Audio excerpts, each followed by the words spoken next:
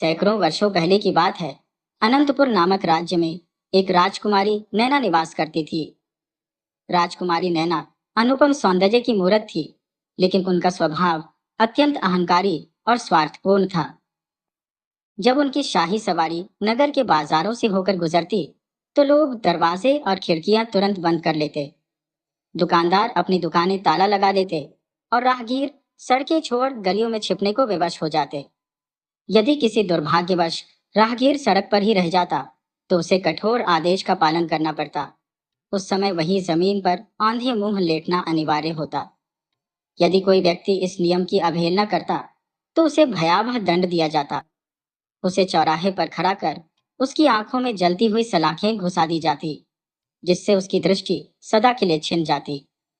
एक दिन की बात है, जब राजकुमारी नैना की शाही सवारी बड़े ठाट बाट से बाजार के रास्ते पर गुजर रही थी। उसी समय एक बूढ़ा राहगीर, जो दूसरी दिशा से उस सड़क पर आ पहुंचा, अनायास ही इस भव्य जुलूस के सामने आ गया। राजकुमारी की सवारी इतनी तीव्र गति से आ रही थी कि उस वृद्ध को संभलने या किसी गली में मुड़ जाने का अवसर ही नहीं मिला। उसके सिर पर मछलियों से लदा एक भारी टोकरा रखा था, जिसे वह बिना किसी सहारे के उतारने में असमर्थ था। यदि वह टोकरे को गिराकर जमीन पर आंधे मुंह लेटता, तो उसकी सारी मछलियां सड़क पर बिखर जाती। असहाय मछुआरा भयभीत होकर चारों ओर देखने लगा, लेकिन उसे कोई उपाय सूझ नहीं रहा था। राजकुमारी के निर्दयी सिपाहियों ने उसे तुरंत पकड़ लिया। क्रूर स्वभाव की राजकुमारी नैना ने आदेश दिया कि इस बूढ़े की आंखें 2 दिन बाद जलती हुई सलाखों से फोड़ दी जाए। सिपाही सिर झुकाकर बोले, जो आज्ञा राजकुमारी जी। ये सुनकर वह वृद्ध थर थर कांपने लगा और हाथ जोड़कर गिड़गिड़ाने लगा। राजकुमारी जी, मैं एक गरीब मछुआरा हूँ, मुझ पर कृपा करें। मैंने जानबूझकर ऐसा कुछ नहीं किया। मेरी उम्र का भी ख्याल करें। लेकिन राजकुमारी के कठोर हृदय पर इसका कोई प्रभाव नहीं पड़ा। उन्होंने सिपाहियों को वही निर्दय आदेश दोहराया और उनकी सवारी आगे बढ़ गई। बेचारा बूढ़ा रोते हुए अपनी गलती की माफी मांगता रहा, लेकिन उसके कांपते हाथ अपने सिर पर रखे टोकरे को संभाल नहीं सके और वह सड़क पर गिर पड़ा। सड़क पर मछलियां बिखर गई। सिपाही ने उसकी पीठ पर जोर से थप्पड़ मारते हुए कहा, अरे ओ जंगली बूढ़े, तूने साफ सुथरी सड़क गंदी कर दी। जल्दी कर, इन मछलियों को उठा। उस बूढ़े की आंखों से आंसू बहने लगे। वह कांपते हाथों से मछलियां उठाकर टोकरे में रखने की कोशिश करता, लेकिन वे बार बार नीचे गिर जाती। निर्दयी सिपाही उसे गालियां देते हुए चिल्लाने लगे, जल्दी कर, हमें तुझे सजा देनी है। तेरे पास ज्यादा समय नहीं है। उसी समय एक युवक वहां से गुजर रहा था। उसने उस वृद्ध की दशा देखी और उसकी मदद के लिए आगे बढ़ा। वह मछलियां उठाकर टोकरे में रखने लगा। यह देखकर सिपाही आग बबूला हो गए। उन्होंने उस युवक को धक्का देते हुए कहा, अरे ओ नालायक, तुझे किसने कहा कि तू मछलियां उठाए? युवक ने उठते हुए कहा, क्या एक गरीब आदमी की सहायता करना अपराध है? यह सुनते ही एक सिपाही ने क्रोध में आकर उस युवक के गाल पर जोरदार तमाचा जड़ दिया। घमंड से भरे राजकुमारी के निष्ठुर सिपाही तीखे स्वर में बोले, अरे ना समझ, तुझे खुद का तो होश नहीं और हमें कायदा सिखा रहा है। चुपचाप आगे बढ़। जाते जाते वह युवक पलटकर सिपाहियों से बोला, जितना भी अन्याय करना है कर लो, लेकिन याद रखना, मृत्यु सबको स्पर्श करेगी। यह बात अपनी राजकुमारी को भी जाकर कह देना। युवक की यह बात सुनकर सिपाहियों का गुस्सा और भड़क उठा। वहीं पास खड़ा बूढ़ा व्यक्ति उस युवक के पास आकर बोला, बेटा, चिंता मत कर, ऊपर वाला सब देखता है। वह इन अत्याचारों का हिसाब जरूर करेगा। उसके बाद बूढ़ा तेजी से मछलियां उठाकर अपनी टोकरी में रखने लगा। सिपाहियों ने उसे घसीटते हुए महल में पहुंचा दिया, जहां उसे दंड दिया जाना था। उधर राजकुमारी नैना जब बाजार की सैर करके महल लौटी, तो राजा के मंत्री जयदेव ने विनम्रता से कहा, राजकुमारी जी, मुझे इस वृद्ध पर दया आ रही है। कृपया अपना आदेश वापस ले लीजिए और इस गरीब को क्षमा कर दीजिए। लेकिन राजकुमारी घमंड से बोली, कभी नहीं। जैसे धनुष से निकला तीर वापस नहीं आता, वैसे ही मेरा दिया हुआ आदेश भी पलटा नहीं जा सकता। मंत्री जयदेव चुप हो गया, क्योंकि वह जानता था कि अगर उसने और तर्क किया, तो उसके लिए भी मुसीबत खड़ी हो सकती है। लेकिन उसके मन में यही प्रार्थना थी कि ईश्वर कुछ ऐसा चमत्कार करे जिससे वृद्ध की आंखें बच जाएं। राजकुमारी नैना का महल राजा के महल से अलग था और उसकी सुरक्षा इतनी कड़ी थी कि परिंदा भी पर नहीं मार सकता था। राजकुमारी अक्सर अकेली अपने महल में सोती थी। वह अपनी खिड़कियां खुली रखती थी ताकि ताज़ी हवा अंदर आ सके। लेकिन उसे अपनी जान की इतनी चिंता थी कि सोते समय भी चारों ओर पहरेदार तैनात रहते थे। फिर भी एक रात ना जाने क्या सोचकर उसने अपने पहरेदारों को आदेश दिया, आज रात कोई पहरा नहीं होगा, मैं अकेली रहना चाहती हूँ। सभी पहरेदार उसकी आज्ञा के आगे नतमस्तक हो गए। उधर वह युवक जिसने मछुआरे की सहायता की थी, किसी तरह खिड़की के रास्ते राजकुमारी के कक्ष में प्रवेश कर गया। वह एक कोने में खड़ा होकर कमरे की हर वस्तु को बारीकी से देखने लगा। उसने देखा कि राजकुमारी के पलंग के पास रखी मेज पर एक अद्वितीय हीरा रखा हुआ है, जिसकी तीव्र चमक से पूरा कमरा आलोकित हो रहा था। कमरे की हर वस्तु बहुमूल्य थी, लेकिन उस हीरे की आभा अतुलनीय थी। युवक ने हीरे को उठाया और अपनी जेब में रख लिया। उसी क्षण कमरे में अंधकार छा गया और वह युवक उसी मार्ग से बाहर निकल गया जिससे वह अंदर आया था। रात के अंतिम पहर में जब राजकुमारी नैना की आंख खोली तो उसने कमरे को अंधेरे में डूबा पाया। वह घबराई और बिस्तर से उठकर टटोलते हुए उस रस्सी तक पहुंची जिसे खींचने से महल के ऊपर लटका घंटा तेज आवाज में बज उठता था। राजकुमारी ने रस्सी को जोर से खींचा और घंटे की आवाज दूर दूर तक फैल गई। दास दासियां और पहरेदार घबराते हुए उसके कक्ष की ओर दौड़े। इसी बीच राजा की भी नींद टूट गई और रानी ने चिंतित स्वर में कहा, महाराज, ये क्या हुआ? मेरी बेटी पर कोई संकट आया है, आप जल्दी चलिए। दोनों तेजी से चलते हुए राजकुमारी के कक्ष में पहुंचे, जहां पहले से ही हड़कंप मचा हुआ था। राजकुमारी क्रोध से भरी हुई थी और सभी पहरेदार हाथ जोड़कर कह रहे थे कि उन्होंने किसी को महल में प्रवेश करते नहीं देखा।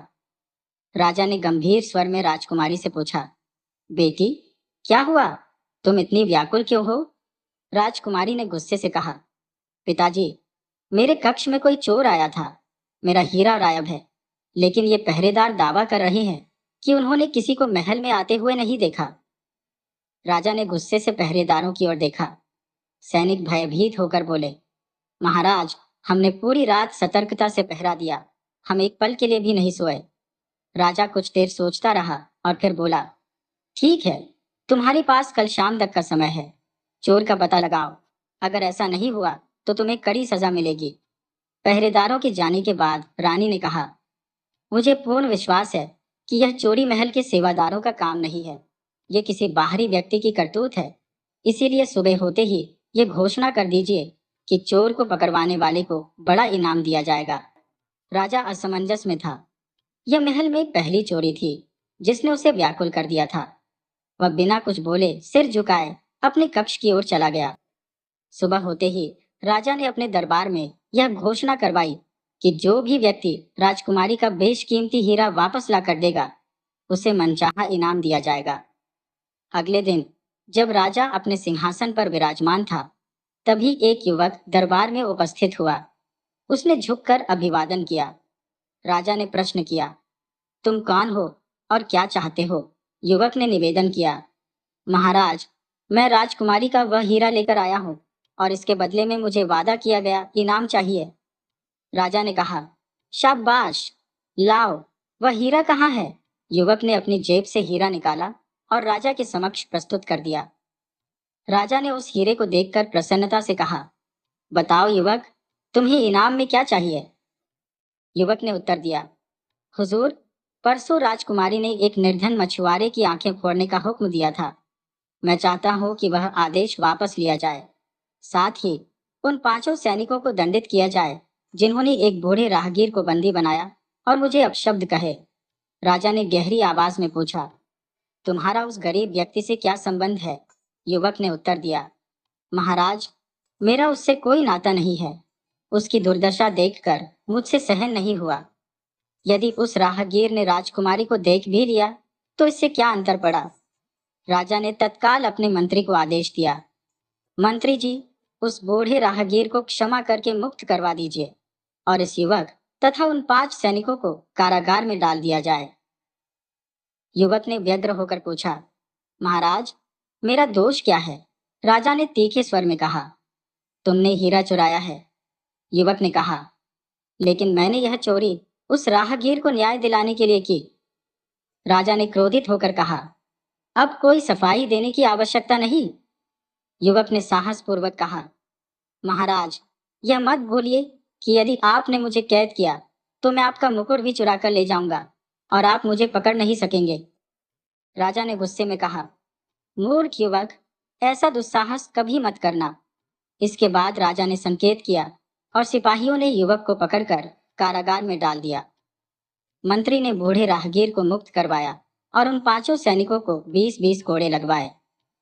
राजकुमारी अपने हीरे को देखकर प्रसन्न हो गई और अपने पिता से आग्रह किया, पिताजी, इस चोर को कड़ी से कड़ी सजा मिलनी चाहिए। राजा ने गंभीर स्वर में कहा, हमने चोर को कारागार में डाल दिया है। अब सोच रहे हैं कि कल सुबह उसके दोनों हाथ कटवा दिया जाए, ताकि हर कोई यह समझ सके कि हमारे राज्य में चोरी का क्या अंजाम होता है। राजकुमारी ने कहा, पिताजी, आपने बिल्कुल उचित दंड तय किया है। उसने तो आपकी शान में ताज चुराने की धमकी तक दे दी थी। राजा गंभीर स्वर में बोले, लेकिन वह हमारे महल के कक्ष तक पहुंचे उससे पहले ही उसके हाथ काट दिए जाएंगे। इसके बाद राजा ने अपने मंत्री को बुलाया और आदेश दिया, संपूर्ण राज्य में घोषणा करवा दो कि राजकुमारी का हीरा चुराने वाले अपराधी के हाथ सबके सामने बाजार में काटे जाएंगे। यह दृश्य हर व्यक्ति अपनी आंखों से देखे। मंत्री ने कहा, महाराज, यह बिल्कुल सही है। यदि इस युवक को दंडित नहीं किया गया तो यह भविष्य में भयंकर डाकू बन सकता है। मंत्री कैद खाने पहुंचा और युवक से कहा, राजा ने तुम्हारे लिए कठोर सजा का ऐलान कर दिया है। यदि तुमने चोरी न की होती तो इतनी छोटी उम्र में यह दंड न भुगतना पड़ता। यह सुनकर युवक ठाका मारकर हंसने लगा और बोला, क्या तुम सब लोग पागल हो गए हो? भला मेरे हाथ कौन काट सकता है? मैं तो सूरज निकलने से पहले इस कैद से बाहर निकल जाऊंगा। मंत्री ने पहरेदार को सख्त हिदायत दी, आज रात पहरा और मजबूत कर देना। कैद खाने के अंदर घोर अंधेरा रखो ताकि यह कैदी किसी भी चीज को देख ना सके। दरोगा ने कहा, चिंता मत करें मंत्री जी, मेरी निगरानी में यहाँ से तो एक चींटी भी बाहर नहीं निकल सकती। रात ढल गई। सुबह मंत्री कैद खाने पहुंचा, लेकिन भीतर का नजारा देखकर स्तब्ध रह गया। हथकड़ियां और बेड़ियां जमीन पर पड़ी थी। दरवाजे और रोशनदान बंद थे, पर युवक गायब हो चुका था। घबराया मंत्री दरोगा पर चीख पड़ा, यदि सारे पहरेदार जाग रहे थे तो वह लड़का कैसे गायब हो गया? दरोगा कांपते हुए बोला, मंत्री जी, मैं भी पूरी रात यहाँ निगरानी कर रहा था। समझ नहीं आता कि वह लड़का कैसे निकल गया। मंत्री क्रोध से उबल पड़ा और तुरंत राजा के पास जाकर पूरी घटना बताई। राजा यह सुनकर आग बबूला हो गए। उन्होंने आदेश दिया, आज रात जिन जिन लोगों ने पहरा दिया था उन सभी को कैद खाने में डाल दो और उन्हें सुबह शाम 20-20 कोड़े लगाए जाएं। उस दिन राजा का पूरा समय चिंता और क्रोध में डूबा रहा। राजा ने उस दिन किसी से भी संवाद नहीं किया, यहाँ तक कि रानी और अपनी प्रिय बेटी से भी नहीं। वह मौन साधे अपने शाही कक्ष में जाकर सो गया। अगली सुबह राजकुमारी नैना ने अपने पिता को चिंताग्रस्त देखा। राजा खिड़की के पास खड़े सिर पर हाथ रखे किसी गहरी सोच में डूबे थे। राजकुमारी ने धीरे से उनके पास जाकर पूछा, पिताजी, आप इतनी चिंता में क्यों हैं? राजा गहरी सांस लेते हुए बोले, बेटी, कल रात वह चोर लड़का हमारे कैद खाने से कैसे भाग निकला और कैसे उसने हमारा ताज चुरा लिया, यह कोई नहीं जानता। वह सबकी आंखों में धूल झोंक कर महल में दाखिल हो जाता है और जो भी वस्तु उसे चाहिए उसे लेकर चला जाता है। राजकुमारी ने विचार करते हुए कहा, मुझे लगता है कि हमारे महल के सेवक उसके साथ मिले हुए हैं, अन्यथा कोई बाहरी व्यक्ति इस महल में इतनी आसानी से प्रवेश नहीं कर सकता। राजा ने गंभीर स्वर में कहा, मुझे तो यह भी लगता है कि उस बूढ़े राहगीर का इस लड़के से कोई संबंध है। मैं अभी उस राहगीर को गिरफ्तार करवाकर कैद खाने में डलवाता हूँ, ताकि उस चोर को पकड़ने का कोई रास्ता मिले। फौरन राजा ने अपने मंत्री को बुलाया और आदेश दिया कि बूढ़े राहगीर को गिरफ्तार कर लिया जाए। मंत्री ने सैनिकों को हुक्म दिया और कुछ ही समय में सैनिक उस बूढ़े मछुआरे को पकड़कर महल में ले आए। राजा ने उस बूढ़े को महल के मेहमान खाने में भिजवा दिया और घोषणा करवाई कि 2 दिन बाद उसकी आंखें निकाल दी जाएंगी। यह समाचार जैसे ही उस युवक तक पहुंचा, वह बड़बड़ाया। जब मुझसे सामना नहीं कर सके तो उस निर्दोष बूढ़े को निशाना बना लिया। रात का समय आया और राजकुमारी के महल के बाहर बेहद कड़ी सुरक्षा तैनात थी। राजा स्वयं भी वेश बदलकर पहरा दे रहे थे। उसी शाम एक विचित्र घटना घटी। राजकुमारी के कक्ष से अचानक एक तीखी चीख सुनाई दी और फिर सब कुछ सन्नाटे में डूब गया। राजा, मंत्री और सैनिक घबराकर राजकुमारी के कक्ष की ओर दौड़े। जब वे भीतर पहुंचे तो देखा कि राजकुमारी बेसुध जमीन पर पड़ी थी। राजा ने तुरंत शाही वैद्य को बुलवाया। वैद्य ने लंबे समय तक उपचार किया और अंततः कांपते हुए कहा, महाराज, अत्यंत दुख की बात है कि राजकुमारी नैना अब इस संसार में नहीं रही। इन्हीं किसी विषैले सर्प ने डस लिया है। यह सुनते ही राजा की आंखों से अश्रुधारा बहने लगी। वे बिलखते हुए बोले, हे ईश्वर, यह तूने क्या कर दिया? मेरी जिंदगी का यही तो एकमात्र सहारा था। सभी ने मिलकर राजा को धैर्य बंधाया और फिर राजकुमारी के निर्जीव शरीर को पलंग पर सुसज्जित किया। तभी मंत्री की दृष्टि वहां रखे राजा के मुकुट पर पड़ी। उसने कहा, महाराज, देखिए, आपका ताज यहीं पड़ा है। मंत्री ने आगे कहा, ऐसा प्रतीत होता है कि वह चोर यहाँ आया था और उसी ने यह विषधर यहाँ छोड़ दिया होगा। किंतु राजा इन बातों पर ध्यान नहीं दे पा रहे थे, क्योंकि अपनी बेटी की असामयिक मृत्यु के शोक में वे निराश होकर मौन बैठे हुए थे। जब प्रातःकाल हुआ, राजकुमारी की अंतिम यात्रा की तैयारी की गई। राज्य की परंपरा के अनुसार अविवाहित कन्या के देहांत पर उसके पार्थिव शरीर को नदी में प्रवाहित किया जाता था। इसी रीति का पालन करते हुए राजकुमारी के शरीर को समीप की नदी में प्रवाहित कर दिया गया। इस बीच वह चोर, जो पूरी घटना पर गुप्त रूप से निगाह रखे हुए था, राजा और मंत्री के वहां से लौटने की प्रतीक्षा करने लगा। जैसे ही वे लौटे, चोर ने नदी में डुबकी लगाकर राजकुमारी के शव को बाहर निकाल लिया। इसके पश्चात उसने राजकुमारी के शरीर को अपने घोड़े पर रखा और वहां से निकल पड़ा। रात भर घोड़ा दौड़ाते हुए वह राज्य की सीमा पार कर सूरजगढ़ नामक अन्य राज्य में पहुंच गया। उसे दृढ़ विश्वास था कि वहां उसे शरण अवश्य मिलेगी। हालांकि उसके मन में यह चिंता भी व्याप्त थी कि सूरजगढ़ के मुख्य द्वार पर पहुंचने पर वह राजकुमारी के शव को कैसे छिपाए। जब वह राज्य की सीमा के समीप एक छोटी बस्ती में पहुंचा, उसने राजकुमारी के शव को झाड़ियों के बीच छिपा दिया। इसके पश्चात बस्ती के बाजार से एक लकड़ी का संदूक खरीदा और उसमें राजकुमारी के शव को रख दिया। रात्रि का समय था और सूरजगढ़ का मुख्य द्वार बंद होने ही वाला था। वह चोर संदूक के साथ मुख्य द्वार पर पहुंचा। तभी वहां एक वृद्ध सौदागर खड़ा था। उसने युवक को रोकते हुए कहा, नौजवान, तुम्हें 3 दिन तक मेरे यहाँ अतिथि बनकर रहना होगा, क्योंकि मैं सप्ताह में एक बार यहाँ आता हूँ और आखिरी व्यक्ति को अपना अतिथि बनाना मेरी परंपरा है। चोर, जो इस समय अपने साथ एक गुप्त शव लेकर चल रहा था, सोच में पड़ गया। उसने विचार किया, यदि मैं इस वृद्ध के यहाँ ठहरता हूँ तो ये मेरे रहस्य का पता लगा सकता है, लेकिन यदि मैं किसी अन्य सराय में गया तो वहां भी इसका भंडाफोड़ होने की संभावना है। आखिरकार उसने निर्णय लिया और कहा, यह मेरा सौभाग्य है कि मैं आपके यहाँ अतिथि बनूं। बताइए, मुझे कहाँ चलना है? इसके पश्चात सौदागर उस चोर युवक को अपनी भव्य हवेली में लेकर आया। उसने युवक के घोड़े को हवेली के बाहर स्थित एक जर्जर सी झोपड़ी में बांधने का आदेश दिया और उसे भीतर आमंत्रित किया। भीतर प्रवेश करते ही युवक की दृष्टि आलीशान कमरे पर ठहरी। सौदागर ने कहा, युवक, यहाँ तुम्हारी हर आवश्यकता का ध्यान रखा गया है। यहाँ तुम्हें किसी प्रकार की असुविधा नहीं होगी। इस कक्ष की खिड़कियां और रोशनदान इतने मजबूत है कि बाहरी संसार की हलचल यहाँ सुनाई नहीं देती। चोर की निगाहें वहां रखी एक अत्यंत आकर्षक मोर की मूर्ति पर टिक गईं। उसने कहा, यह मोर तो अद्भुत रूप से मनमोहक है। सौदागर ने उत्तर दिया, इस मोर के भीतर अत्यंत जटिल पुर्जे लगे हुए हैं। जब ये पुर्जे गति करते हैं तो ये मोर नृत्य करने लगता है। चोर ने उत्सुकता से पूछा, क्या मैं इस समय इसका नृत्य देख सकता हूँ? सौदागर ने मुस्कुराते हुए कहा, यह मोर अपने निर्धारित समय पर ही नृत्य करता है। जब उसका समय आएगा तो वह स्वतः ही नाचने लगेगा। युवक ने उस मोर को गहनता से परखा और कहा, यह तो अत्यंत मूल्यवान प्रतीत होता है। आपने इसे कहाँ से प्राप्त किया? सौदागर ने उत्तर दिया, यह मुझे उपहार स्वरूप मिला था। इसके बाद सौदागर ने ताली बजाई और तुरंत एक सेवक वहां उपस्थित हो गया। सौदागर ने सेवक से पूछा, यदि भोजन तैयार हो गया हो तो उसे हमारे लिए परोस दो। सेवक ने आदर पूर्वक कहा, हुजूर, भोजन तैयार है, आप पधार कर भोजन कर सकते हैं।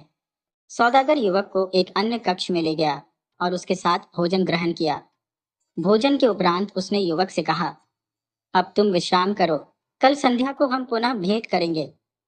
चोर ने जिज्ञासा व्यक्त की, क्या आप दिन में यहाँ नहीं रहते? सौदागर ने उत्तर दिया, नहीं, मैं प्रातःकाल यहाँ से निकल जाता हूँ और संध्या को लौटता हूँ। युवक अपने कक्ष में लौट गया और उसने भीतर से दरवाजे को बंद कर लिया। कुछ समय पश्चात उसने अपने संदूक से राजकुमारी का निर्जीव शरीर बाहर निकाला और उसे बिस्तर पर सलीके से लिटा दिया। इसके उपरांत उसने अपनी उंगली में पहनी अंगूठी को चूमा। अंगूठी के चुंबन के साथ ही वह धरती पर गिरा और एक विषधर सांप में तब्दील हो गया। उसकी दृष्टि राजकुमारी के पैरों पर बने एक निशान पर गई। उसने निशान पर अपने मुख को रखा और धीरे धीरे वहां से विष चूसने लगा। विष चूसते हुए जब रक्त प्रवाहित होने लगा तो उसने विष खींचना बंद कर दिया और कमरे के एक कोने में जाकर मिट्टी को चाटने लगा। जैसे ही उसने मिट्टी का स्पर्श किया, वह पुनः अपने वास्तविक स्वरूप में लौट आया और फिर से एक युवक बन गया। इधर राजकुमारी को भी चेतना लौट आई। वह बिस्तर से उठकर बैठी और बोली, मेरे गले में भयंकर पीड़ा हो रही है। युवक ने तुरंत उसे एक गिलास पानी दिया, जिसे पीने के बाद उसने राजकुमारी को सहारा देकर बिस्तर पर बिठा दिया। फिर उसने राजकुमारी को फल खाने के लिए दी। कुछ फल ग्रहण करने के पश्चात राजकुमारी में थोड़ी शक्ति लौट आई। उसने विस्मय से पूछा, मैं इस समय कहाँ हूँ और तुम कौन हो? युवक ने शांत स्वर में उत्तर दिया, मैं तुम्हें अपनी सच्चाई बताऊंगा, लेकिन तुम घबराना मत। मेरा नाम नागदंत है। मैं नागलोक का राजकुमार हूँ। अक्सर मैं पृथ्वी लोक पर विचरण करने आता हूँ। मैं इच्छाधारी नाग हूँ, जो अपनी इच्छा अनुसार मानव या नाग का रूप धारण कर सकता है। यह सुनकर राजकुमारी कुछ क्षणों के लिए भयभीत हो गई, लेकिन शीघ्र ही उसने स्वयं को संभालते हुए कहा, मुझे ऐसा प्रतीत हो रहा है कि जो कुछ मैंने अनुभव किया वह स्वप्न नहीं था। मैंने देखा कि मैं नदी में बह रही थी। फिर किसी ने मुझे बाहर निकाला, एक संदूक में रखा और यहाँ ले आया। क्या यह सच है? नागदंत ने उत्तर दिया, तुमने जो भी देखा वह सत्य था। तुम अपने महल में सो रही थी जब एक सांप ने तुम्हें डसा। तुम्हारे पिता ने यह मान लिया कि तुम अब इस संसार में नहीं हो। उन्होंने तुम्हारे पार्थिव शरीर को नदी में प्रवाहित कर दिया, परंतु मैं जानता था कि तुम मरी नहीं हो। तुम्हें डसने वाला सांप मैं ही था। मैंने तुम्हारे शरीर में मात्र इतना विष प्रवाहित किया कि तुम बेसुध हो जाओ, परंतु मृत्यु के करीब न पहुंचो। इसके पश्चात मैंने तुम्हें नदी से निकाला और अपने साथ ले आया। बाकी घटनाएं तुम जान चुकी हो। कुछ क्षण विचारमग्न रहने के बाद राजकुमारी बोली, मुझे मेरे पिता के पास ले चलो, वह मेरे वियोग में चिंतित होंगे। नागदंत ने गंभीर स्वर में कहा, अब तुम्हें उन्हें भूल जाना होगा। उनके लिए तुम अब मृत हो चुकी हो। मैं तुम्हें अपने लिए लेकर आया हूँ और अब तुम मेरे साथ ही रहोगी। राजकुमारी बोली, मैं एक राजकुमारी हूँ और तुम्हारे साथ नहीं रह सकती। इस पर नागदंत ने उत्तर दिया, अब तुम्हें मेरे साथ ही रहना होगा, क्योंकि अब तुम्हारा राजकुमारी होना कोई मायने नहीं रखता। राजकुमारी ने दृढ़ता से कहा, इस विचार को अपने मन से निकाल दो। नागदंत ने चेतावनी भरे स्वर में कहा, यदि तुमने यहाँ से भागने की कोशिश की तो मैं तुम्हें जीवित नहीं छोड़ूंगा। उनकी बातचीत के बीच कमरे में रखे मोर ने अपने पंख फैला दिए और नृत्य करने लगा। नागदंत और राजकुमारी उस मोर के नृत्य को विस्मय से देख रहे थे। अचानक मोर की चोंच से एक जगमगाता मोती भूमि पर गिरा। उसी क्षण मोर ने नृत्य करना बंद कर दिया। नागदंत उस मोती को उठाकर जांचना चाहता था कि वह असली है या नकली, लेकिन राजकुमारी ने उसे रोकते हुए कहा, यह पराई चीज है, इसे हाथ मत लगाना। नागदंत बोला, मैं बस इतना ही देखना चाहता हूँ कि यह असली है या नकली।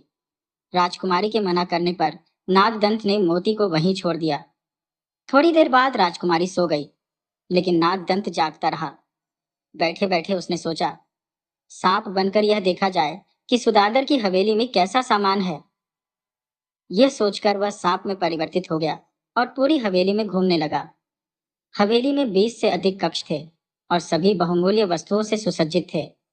अंततः वह छत पर बने एक बड़े कमरे में पहुंचा।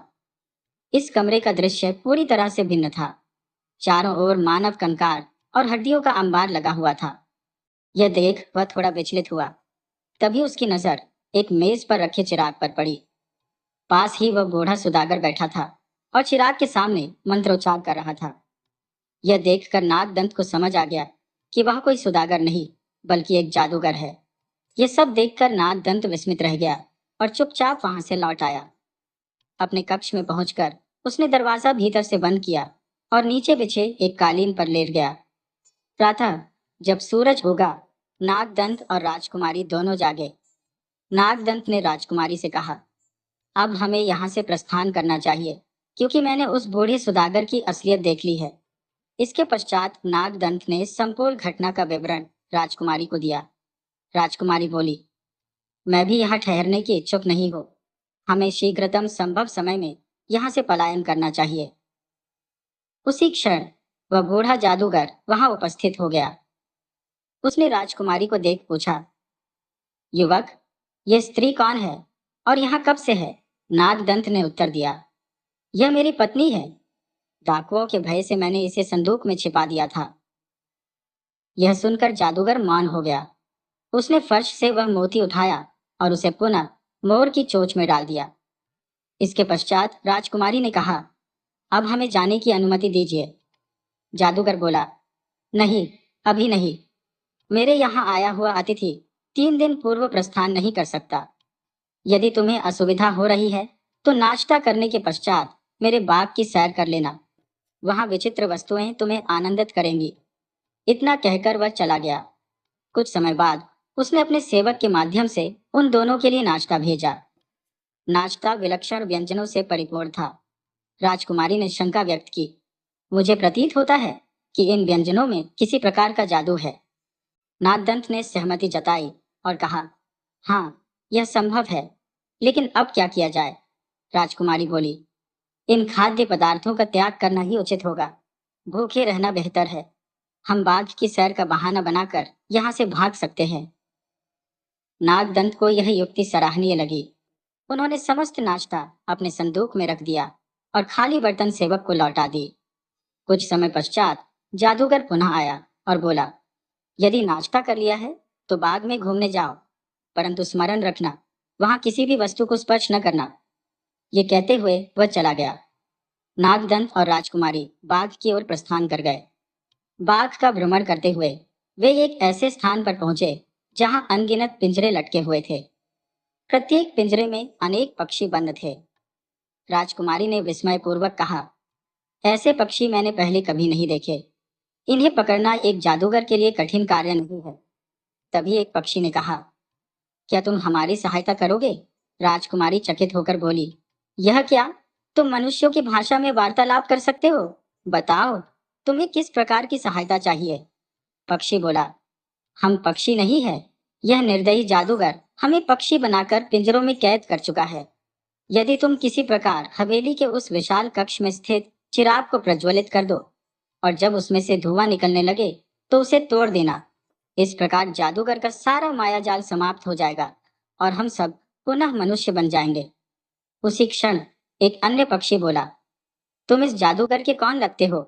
नागदंत ने कहा, हम तो इस जादूगर के मेहमान हैं।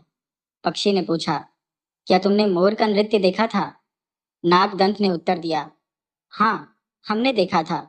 उसकी चोंच से एक मोती गिरा था जिसे हमने नहीं उठाया। सुबह जादूगर ने जो नाश्ता भेजा था वह भी हमने नहीं खाया। पक्षी ने कहा, हाँ, इसी कारण तुम दोनों बच गए, वरना मोती उठाते ही तुम भी पक्षी बन जाते और नाश्ता करते ही उस जादूगर के दास बन जाते। वह जैसा कहता तुम वैसा ही करने के लिए बाध्य हो जाते। अब ध्यान रखना, जादूगर के हाथ की कोई भी वस्तु मत खाना। इसके पश्चात दोनों अपने कक्ष में लौट आए। राजकुमारी बिस्तर पर लेट गई जबकि नागदंत ऊपर वाले कक्ष में चला गया। वहां उस समय कोई नहीं था। नागदंत ने तुरंत चिराग जलाया। जैसे ही चिराग से धुआं निकलने लगा, उसने उसे भूमि पर पटक कर चकनाचूर कर दिया। इसके बाद वह शीघ्रता से अपने कक्ष में लौटा। वहां उसने देखा कि राजकुमारी एक नवयुवक के साथ वार्तालाप कर रही थी। मेज पर रखा मोर अदृश्य हो चुका था। युवक ने बताया, जादूगर ने मुझे अपने मंत्रों से मोर बना दिया था। नागदंत ने कहा, लगता है चिराग तोड़ने से जादूगर का समस्त जादू समाप्त हो गया है। बगीचे में जो पक्षी थे वे भी अब मनुष्य बन गए होंगे। ये सोचकर नागदंत बगीचे की ओर बढ़ा। वहां उसने देखा कि सामने से मनुष्यों की भीड़ उसकी ओर आ रही थी। वे सभी उसके समीप आए और आभार प्रकट करने लगे। उन्होंने कहा, जादूगर के लौटने से पहले हमें यहाँ से निकल जाना चाहिए। नागदंत ने उनसे पूछा, तुम लोग कौन हो? पता चला कि उनमें से अधिकांश व्यापारी थे जो इस राज्य में अपना सामान बेचने आए थे। जादूगर ने उनका कीमती सामान हड़प लिया था। नागदंत ने कहा, हवेली में जाकर अपना अपना सामान इकट्ठा कर लो। सभी ने अपना सामान समेटा और हवेली से बाहर निकल आए। हवेली के द्वार पर खड़े पहरेदार ने उन्हें रोकने का प्रयास किया, परंतु भीड़ पर उसका कोई वश नहीं चला। अंततः नागदंत और राजकुमारी के साथ वे सभी शहर के बाहर पहुंच गए। वहां उन्होंने ठहरने के लिए खेमा लगा लिया। अगले दिन सभी व्यापारी अपने साथ लाए गए कीमती सामान को बाजार में बेचने लगे। नागदंत ने भी अपने सामान को बाजार में बेचकर एक ही दिन में हजारों अशर्फियां कमा ली। उधर जब जादूगर महल लौटा तो उसने देखा कि महल खाली पड़ा था। पहरेदार ने बताया, हुजूर, आपके सभी मेहमान अपना सामान लेकर यहाँ से चले गए हैं। ये सुनते ही जादूगर के होश उड़ गए। वह बगीचे की ओर भागा तो देखा कि वहां सभी पिंजरे खाली पड़े थे। ये दृश्य देखकर उसका शरीर पसीने में भीग गया। हड़बड़ाते हुए वह फिर से ऊपर के कक्ष में गया जहां टूटा हुआ चिराग पड़ा था। चिराग के खंडित अवशेष देखकर जादूगर अपने सिर को थामकर विलाप करने लगा।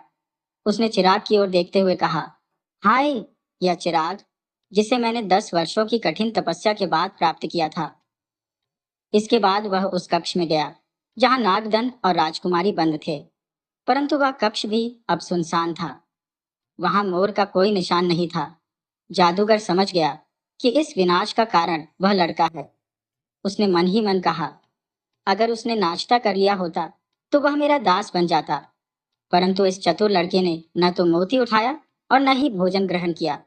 हालांकि अभी वह मेरी पकड़ से बाहर नहीं जा सकता। फिर वह अपने कक्ष में गया और अपना रूप बदल लिया। वह एक वृद्ध जच्ची का वेश धारण कर नगर की गलियों में निकल पड़ा। लोगों से पूछताछ करता हुआ वह उस स्थान पर पहुंचा जहां नागदंत और बाकी लोगों ने अपने तंबू लगाए हुए थे। खेमों के निकट पहुंचकर उसने ऊंची आवाज में कहना शुरू किया, मैं भविष्य वक्ता हूँ। मैं भूतकाल और भविष्य जानता हूँ। हाथ की रेखाएं देखकर किसी का भी हाल बता सकता हूँ। उसकी यह आवाज सुनकर राजकुमारी, जो पास ही के तंबू में बैठी थी, बाहर आई और उसे अपने पास बुला लिया। जादूगर ने उसे देखते ही पहचान लिया और मन ही मन सोचा, यह मेरे शत्रु की पत्नी है। इसे तो मैं किसी भी कीमत पर नहीं छोड़ूंगा। जादूगर ने राजकुमारी का हाथ देखते हुए कुछ समय तक नाटक किया। फिर उसने अपनी जेब से एक पुड़िया निकाली जिसमें जादुई राख थी। उसने राख को हवा में उछाल दिया। उसका असर यह हुआ कि राजकुमारी तत्काल बेहोश हो गई। जादूगर ने उसे उठाया और पिछली ओर से जंगल की ओर भाग खड़ा हुआ। भाग्य का खेल देखिए, उसी समय नागदंत वहां लौट आया। उसने अपने तंबू को खाली पाया। जब उसने अन्य लोगों से राजकुमारी के बारे में पूछा तो उन्होंने बताया, हमने एक जच्ची को राजकुमारी के पास जाते देखा था, परंतु उसके बाद हमें कुछ पता नहीं। नागदंत को समझते देर नहीं लगी कि वह जच्ची वास्तव में जादूगर था। वह तुरंत उस दिशा में भागा जहां से जमीन पर पैरों के निशान दिख रहे थे। तेज गति से दौड़ते हुए उसने थोड़ी ही दूरी पर जादूगर को देख लिया जो बेहोश राजकुमारी को लिए जा रहा था। नागदंत तेजी से उसके पास पहुंचा। जादूगर ने उसे देखकर कहा, खबरदार लड़के, अगर मेरे करीब आया तो तुझे राख कर दूंगा। नागदंत ने क्रोधित होकर उत्तर दिया, खबरदार जादूगर, लड़की को यहीं छोड़ दे, वरना तेरी मृत्यु निश्चित है। जादूगर ने राजकुमारी को भूमि पर रखा और नागदंत को घूरते हुए बोला, सावधान लड़के, यदि तू मेरी ओर कदम बढ़ाएगा तो मैं अपने जादू से तुझे एक साधारण कबूतर बना दूंगा। नागदंत ने शांत स्वर में उत्तर दिया। अच्छा, ठीक है, मैं जा रहा हूँ। ये कहकर वह झाड़ियों के घने कोने में अदृश्य हो गया। झाड़ियों की आड़ में उसने स्वयं को एक विशाल और डरावने नाग में परिवर्तित कर लिया। फुर्ती से रेंगते हुए वह जादूगर की ओर बढ़ने लगा। उधर जादूगर जैसे ही राजकुमारी को उठाने के लिए झुका, नाग ने उसकी पीठ पर तीव्रता से डंक मार दिया। विष के असर से जादूगर चीखते हुए जमीन पर गिर पड़ा और कुछ ही क्षणों में उसकी सांसें थम गईं। नागदंत ने तत्काल अपना रूप फिर से मानव में बदल लिया और राजकुमारी की ओर चिंतित दृष्टि से देखा। वह पास के तालाब से पानी लाया और राजकुमारी के मुख पर छींटे मारे। कुछ ही पल में राजकुमारी को चेतना लौट आई। नागदंत ने कहा, यदि मैं समय पर नहीं आता तो यह दुष्ट जादूगर तुम्हारे साथ न जाने क्या अनर्थ कर देता। राजकुमारी ने आह भरते हुए कहा, मुझे यह कहाँ पता था कि वह जादूगर जच्छी का भेष धरकर आया है। नागदंत ने मुस्कुराते हुए कहा, अब यह समाप्त हो गया। चलो, हम अपने खेमे की ओर लौटते हैं। दोनों अपने खेमे में पहुंचे। वहां नागदंत ने सबके साथ वार्तालाप की और यह जान पाया कि सभी सौदागर अपना सामान बेचकर लौटने की तैयारी में है। नागदंत ने सुझाव दिया, हमें यहाँ के राजा से अवश्य मिलना चाहिए और उन्हें इस पूरे घटनाक्रम की जानकारी देनी चाहिए। महल पहुंचने पर उन्हें राजा से मिलने में कोई विशेष कठिनाई नहीं हुई। राजा के समक्ष सभी ने विस्तार पूर्वक बताया कि किस प्रकार उस दुष्ट जादूगर ने उन्हें अपने प्रभाव में जकड़ रखा था। सारी घटनाओं को सुनने के बाद राजा अत्यधिक आनंदित हुआ। वह प्रसन्न था कि इस युवा ने उसके राज्य को एक दुष्ट जादूगर से मुक्त कर दिया। राजा ने सैनिकों को आदेश दिया कि जंगल से उस जादूगर की देह को लाया जाए। साथ ही यह भी कहा कि अब खेमों को वहां से हटा दिया जाए, क्योंकि सभी व्यापारी अब उसके महल में अतिथि बनकर रहेंगे। तीसरे दिन राजा ने उस जादूगर की हवेली नागदंत को सौंप दी। इसके अतिरिक्त उसने नागदंत के लिए सेवकों और दासियों की व्यवस्था भी करवाई, क्योंकि उसने न केवल उस जादूगर का अंत किया था, बल्कि राज्य को अपयश से भी बचा लिया था। राजकुमारी नागदंत के साथ समय बिताते हुए उसकी ओर आकर्षित हो गई। यह आकर्षण कब प्रेम में बदल गया, उसे पता ही न चला। दूसरी ओर नागदंत पहले ही राजकुमारी के प्रेम में डूब चुका था। कुछ समय पश्चात नागदंत ने कहा, राजकुमारी, तुम्हारे पिता शोक में डूबे होंगे। हमें उनके पास जाकर उन्हें सांत्वना देनी चाहिए। ये सुनकर राजकुमारी अत्यंत हर्षित हुई और दोनों अपने पिता के राज्य लौट गए। राजा, जो अपनी बेटी के वियोग में व्याकुल था, उसे देखकर जैसे पुनर्जीवित हो उठा। राजकुमारी ने अपने पिता को सारी घटनाओं का विस्तार पूर्वक वर्णन किया, कैसे नागदंत ने उसकी जान बचाई। राजा ने नागदंत से कहा, तुम तो नागलोक के राजकुमार हो, तुम भला पृथ्वीलोक पर कैसे रह सकते हो। इस पर नागदंत ने उत्तर दिया, महाराज, आप चिंता न करें, मैंने नागलोक बहुत पहले ही त्याग दिया था।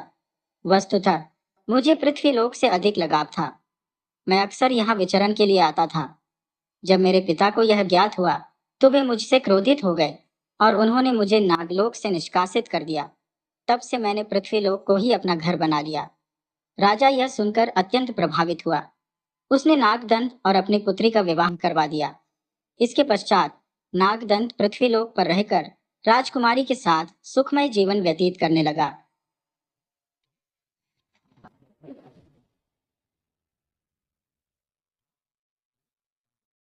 राधे राधे दोस्तों, आज हम आपको एक राजा की बेहद रोचक कहानी सुनाने जा रहे हैं।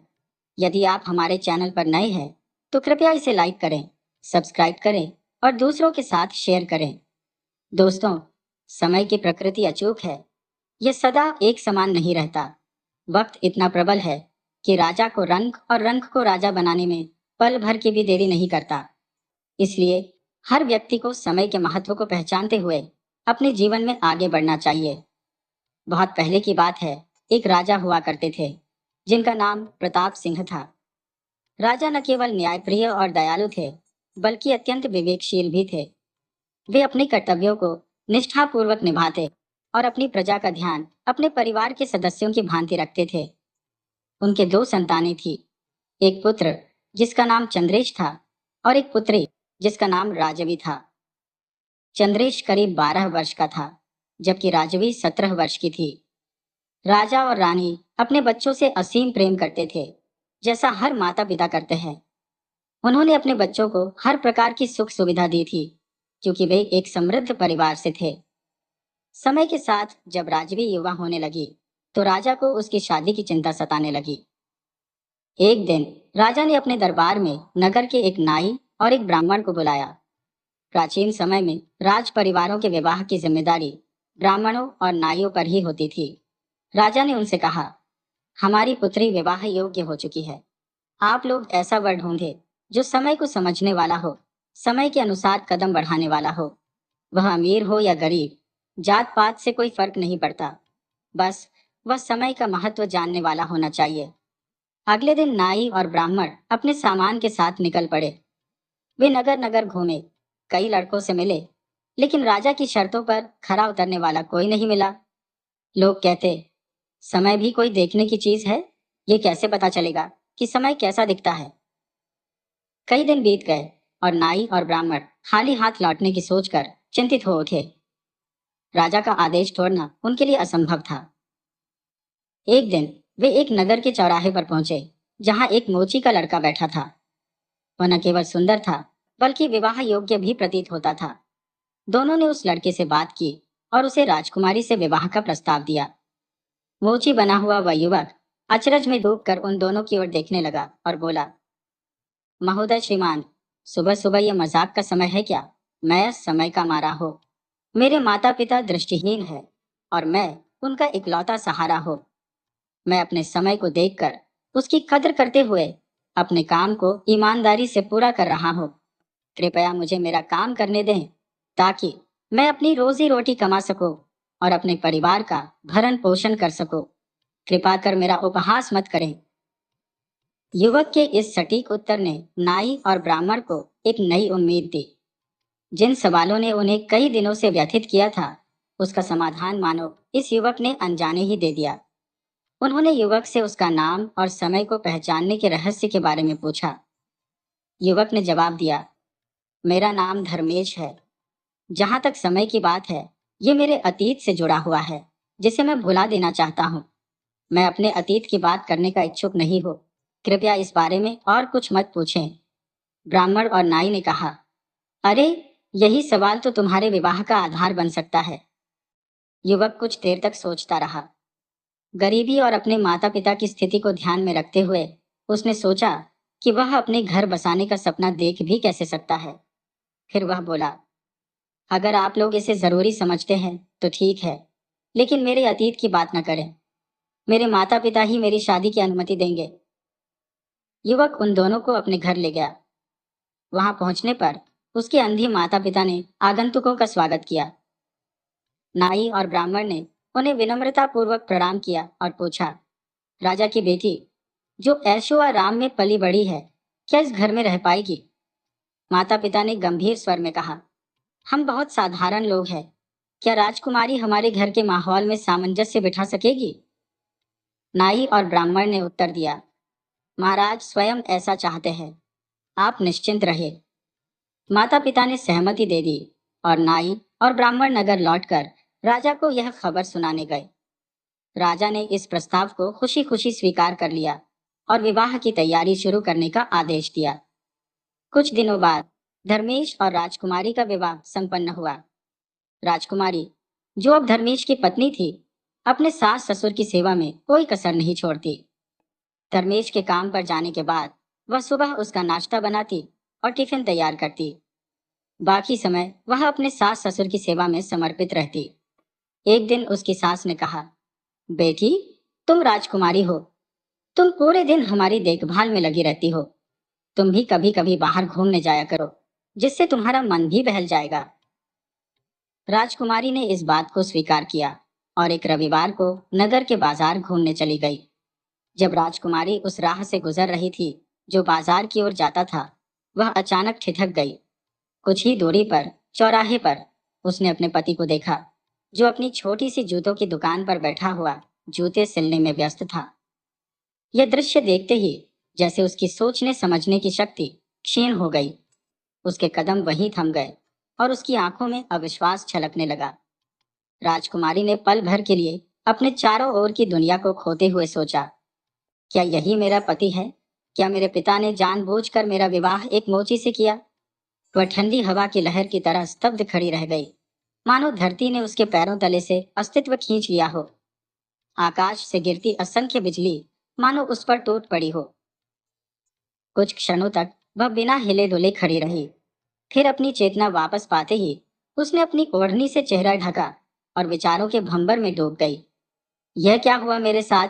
क्या मेरे पिता इस सच्चाई से अनजान थे, या फिर यह उनके ही किसी गहरे इरादे का हिस्सा था? उसके मन में अनेक सवाल उमड़ने लगे। आखिरकार उसने निष्कर्ष निकाला कि यह सब जानबूझकर किया गया है।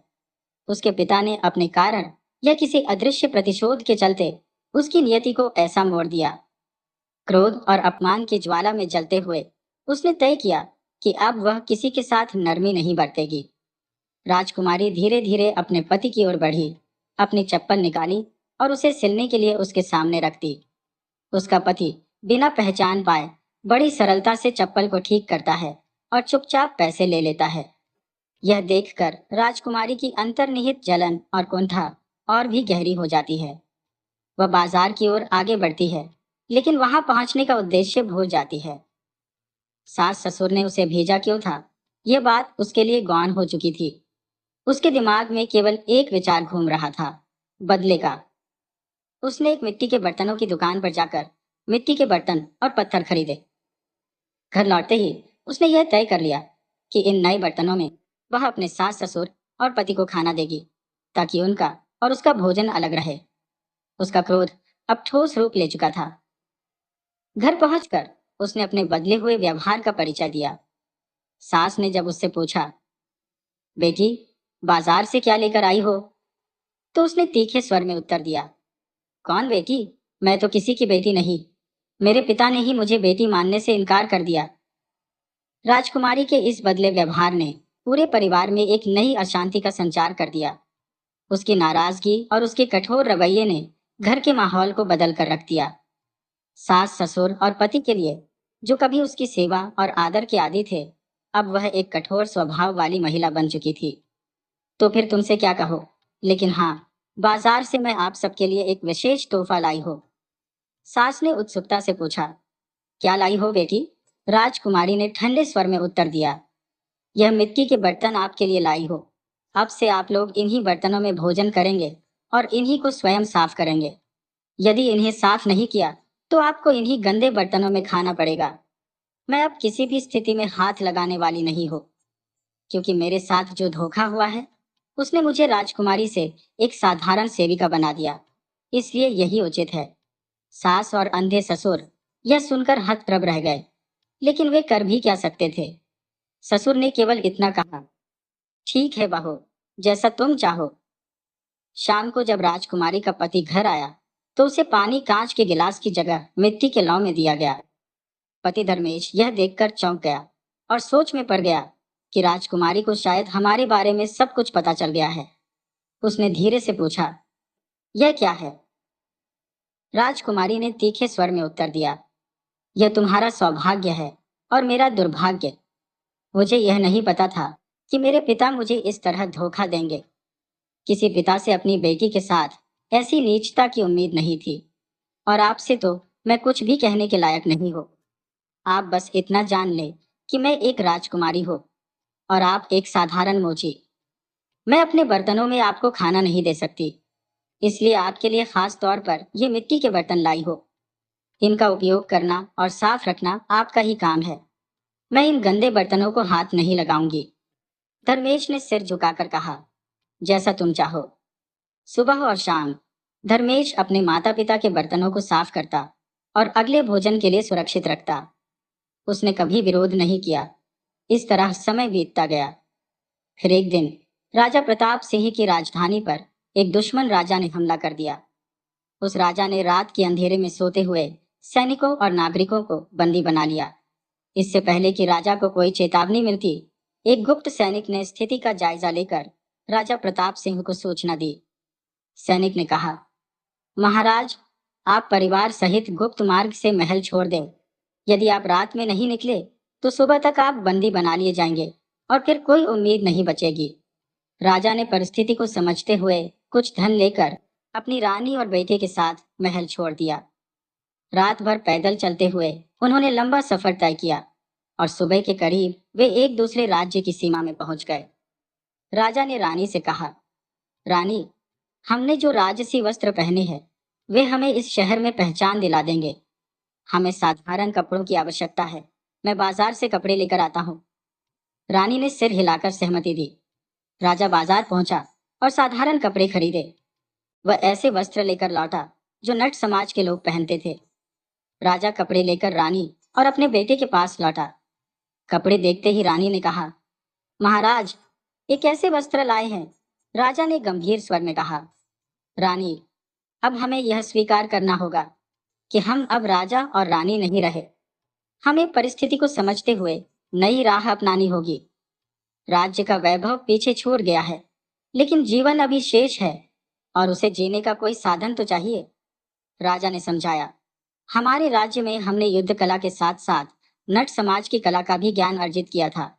वही कौशल अब हमारे जीवन का आधार बनेगा। आज से मैं नट बनूंगा, तुम नटनी, और हमारा पुत्र ढोल बजाएगा। चौक चौराहों पर तमाशा दिखाकर जो कुछ भी मिलेगा उसी से हम अपना जीवनयापन करेंगे। समय के साथ हम इस कला में प्रवीण भी हो जाएंगे। रानी ने अपने अश्रु छिपाते हुए कहा, जैसा आप उचित समझे महाराज। इस प्रकार राजा, रानी और उनका पुत्र अपनी पहचान त्याग कर नट बन गए। वे नगर नगर और चौराहे चौराहे पर तमाशा दिखाने लगे। धीरे धीरे राजा प्रताप सिंह अपनी नट कला में इतने कुशल हो गए कि उनकी ख्याति दूर दूर तक फैल गई। एक दिन तमाशा दिखाने के लिए राजा प्रताप सिंह उसी नगर के एक चौराहे पर पहुंचे जहां उनका जमाई धर्मेश अपनी दुकान लगाया करता था। उस समय शाम का पहर था और कुछ दूरी पर ढोल की आवाज गूंज रही थी। धर्मेश ने जब सुना कि प्रसिद्ध नट प्रताप का तमाशा लगा हुआ है तो उसका भी मन उसे देखने को ललचाने लगा। अपनी दुकान का सामान समेटकर धर्मेश ने बक्सा उठाया और तमाशा देखने पहुंच गया। तमाशा शुरू हो चुका था। धर्मेश ने बक्सा एक किनारे रखा और करतब देखने लगा, लेकिन जब उसकी नजर करतब दिखा रहे प्रताप सिंह पर पड़ी तो उसकी आंखें विस्मय से फैल गईं। वह अविश्वास से भर गया।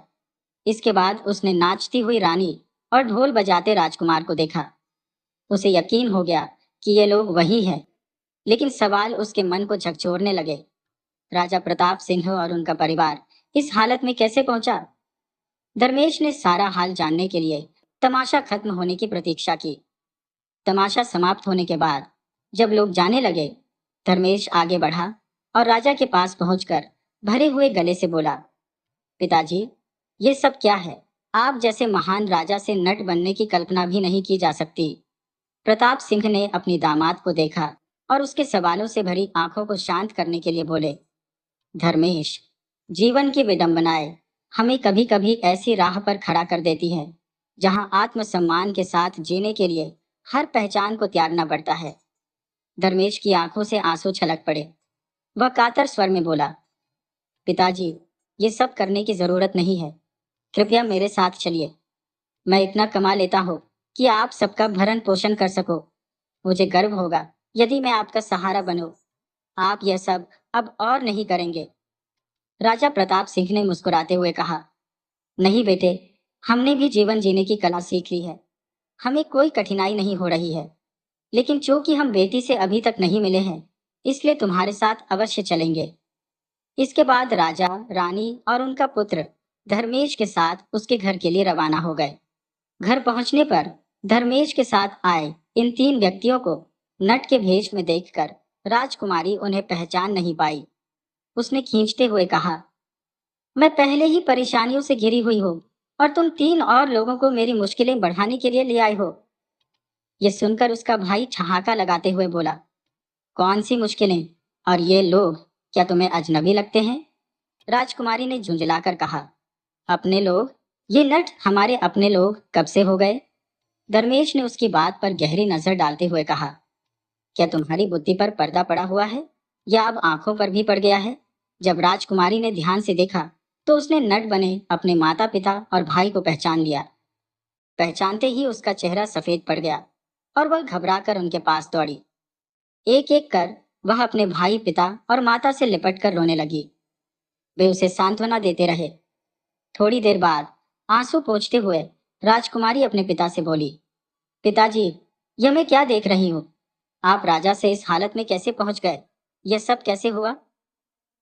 राजा प्रताप सिंह ने उसे शांत करते हुए सारा हाल सुना दिया और हंसते हुए बोले, सारी रात रोने का इरादा है या फिर हमें भोजन भी कराओगी? तुम्हें देखकर भूख और बढ़ गई है। राजकुमारी तुरंत रसोई में गई और भोजन तैयार कर सभी को दलान में बिठाकर खिलाने लगी। उसने एक तरफ अपने माता पिता और भाई को बिठाया और दूसरी तरफ अपने पति और उनके अंधी माता पिता को। जब वह बर्तन लेने गई तो उसे ख्याल आया कि वह अपने सास ससुर और पति को मिट्टी के बर्तनों में भोजन कैसे परोस सकती है। यही सोचकर वह उनके लिए भी अपने बर्तन ले आई।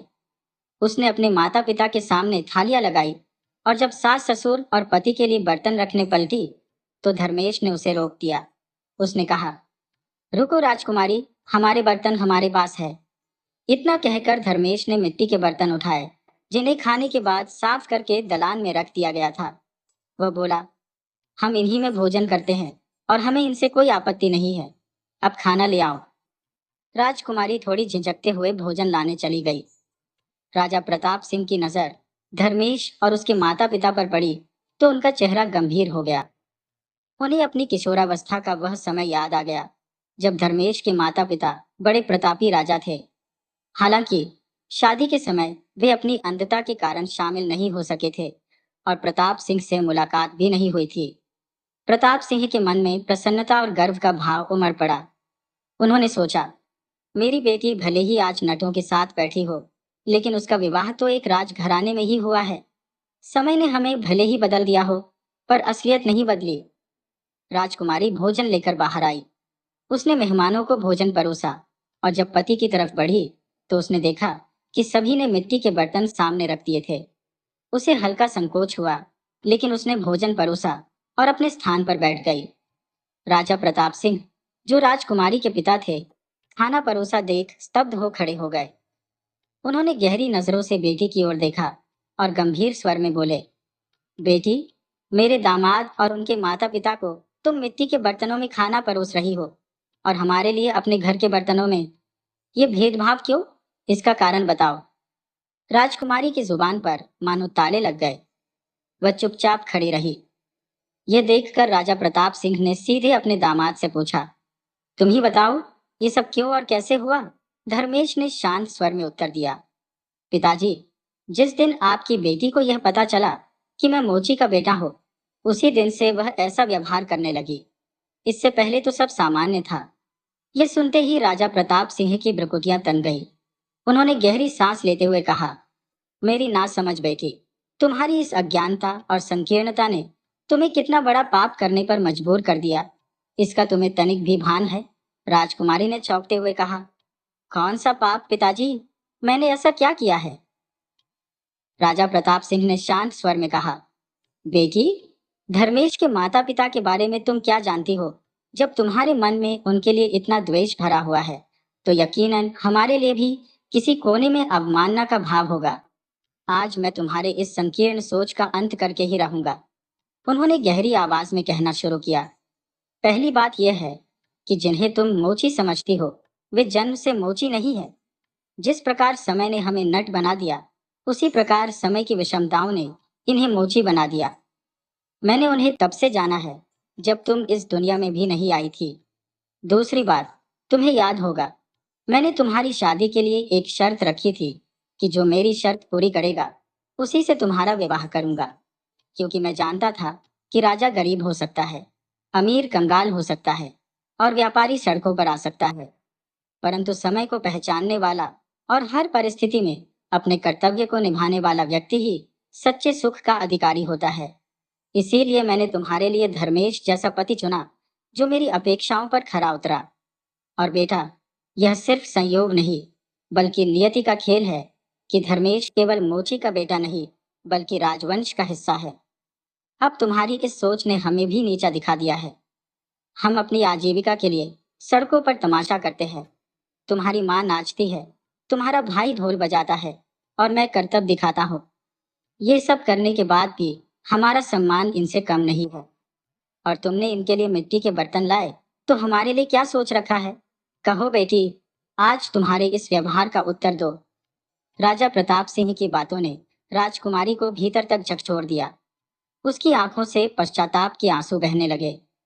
वह अपने सास ससुर के चरणों में गिर पड़ी और फूट फूट कर माफी मांगने लगी। उसने अपने पति से भी हाथ जोड़कर कहा, मुझे माफ कर दीजिए, मैंने बहुत बड़ी गलती की है। आपने मुझे जो स्नेह और अपनापन दिया, मैंने उसका कभी मूल्य नहीं समझा। अब मैं आपके हर रिश्ते को पूरे दिल से स्वीकार करती हूँ। धर्मेश और उसके माता पिता ने राजकुमारी को सच्चे दिल से माफ कर दिया। इसके बाद राजकुमारी ने अपने पति और सास ससुर के साथ बड़े स्नेह और आदर से रहना शुरू किया। उनके दिन अब खुशियों से भर गए। दोस्तों, यह कहानी हमें सिखाती है कि जीवन में बाहरी आडंबर नहीं, बल्कि दिल का स्नेह और सम्मान ही सच्चा सुख देता है। अगर आपको हमारी यह कहानी पसंद आई हो, तो हमारे चैनल को लाइक, सब्सक्राइब और शेयर करना ना भूलें। राधे राधे।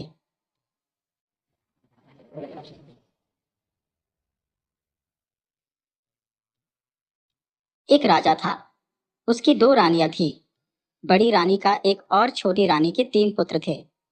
राजा अपने चारों पुत्रों को बहुत मानता था, लेकिन बड़ी रानी का पुत्र अपने तीनों भाइयों की अपेक्षा अधिक सीधा, ईमानदार और सच्चे स्वभाव का था। इसलिए उसके प्रति राजा का स्नेह कुछ विशेष था। तीनों भाई इसी कारण उससे ईर्ष्या करते थे। एक रात राजा ने एक अद्भुत स्वप्न देखा। स्वप्न में उसने एक पेड़ को विचित्र ढंग से उगते बढ़ते और बड़े पेड़ का आकार लेते देखा। पेड़ की जड़ और उसका तना चांदी के थे, सारी शाखाएं सोने की थी, सारे पत्ते हीरों से जड़े थे और फलों की जगह मोतियों के गुच्छे लटक रहे थे। पेड़ पर एक सुंदर तोता बैठा था। तोता जब प्रसन्न होता तो पेड़ खिला खिला रहता था। तोते के उदास होते ही पेड़ भी मुरझा जाता। राजा को उस पेड़ ने कुछ इस तरह से आकृष्ट कर लिया कि अगले दिन प्रातःकाल उसने अपने चारों पुत्रों को बुलवाया और उस अद्भुत लुभावने वृक्ष के विषय में बताते हुए कहा, तुम में से जो राजकुमार वैसा वृक्ष ला सकेगा, उसे मैं अपना उत्तराधिकारी बनाऊंगा। इस काम के लिए उसने राजकुमारों को 2 वर्ष का समय दिया। छोटी रानी के तीनों राजकुमारों ने राजा से बहुत सारा धन लिया और वृक्ष की खोज में निकल पड़े। चलते चलते उन्हें एक ऐसा नगर मिला जहां सोने चांदी का काम करने वाले बहुत सारे कारीगर रहते थे। वे तीनों वहीं ठहर गए और कारीगरों से सोने चांदी का पेड़ बनवाने में लग गए। पिता से कुछ पैसे लेकर बड़ा राजकुमार भी भाइयों के पीछे पीछे आ रहा था। तीनों राजकुमारों ने मौका देखकर उसे कुएं में धकेल दिया। संयोगवश एक चरवाहा पानी पीने के लिए वहां रुका। उसने कुएं में रस्सी डालकर राजकुमार को निकाला। राजकुमार ने उसका धन्यवाद किया और अपने भाइयों की करतूत बताई। उसने अपने पिता के विचित्र स्वप्न के विषय में भी बताया। चरवाहे को राजकुमार से सहानुभूति हो रही थी। उसने बताया, यहाँ से कुछ दूर आगे एक जंगल है। वहां एक साधु 6 महीने से समाधि में लीन है। उनकी समाधि अब टूटने वाली है। तुम उनके पास जाओ, शायद वे उस पेड़ के विषय में कुछ बता सकें। कई दिनों तक चलने के बाद राजकुमार जंगल में साधु के पास पहुंचा। बहुत दिनों से समाधि में लीन रहने के कारण उनके चारों ओर घास फूस का जंगल बन गया था। राजकुमार ने चारों ओर साफ सफाई की और प्रतीक्षा करने लगा। साधु की समाधि टूटी। वे राजकुमार की सेवा से बहुत प्रसन्न हुए और उसे एक वरदान मांगने के लिए कहा। राजकुमार ने सोने चांदी वाले वृक्ष की मांग कर दी। साधु लज्जित होते हुए बोले, यह तो मेरे वश में नहीं है। आगे दूसरे जंगल में मेरे गुरु है, वे शायद तुम्हारी सहायता करें। राजकुमार लंबी यात्रा के बाद दूसरे साधु के पास पहुंचा। वे 1 साल तक सोते थे। राजकुमार उनकी सेवा करता रहा। जागने पर साधु ने प्रसन्न होकर वरदान मांगने के लिए कहा। राजकुमार ने उनसे भी वही वृक्ष मांगा, लेकिन इन साधु महाराज ने भी खेदपूर्वक अपनी असमर्थता जताई। राजकुमार उदास हो गया। साधु ने उसे ढांढस देते हुए कहा, आगे के जंगल में मेरे गुरु हैं, उनमें दैवी शक्ति है, वे अवश्य तुम्हारी मदद करेंगे। तुम उनके पास चले जाओ। राजकुमार आगे बढ़ा।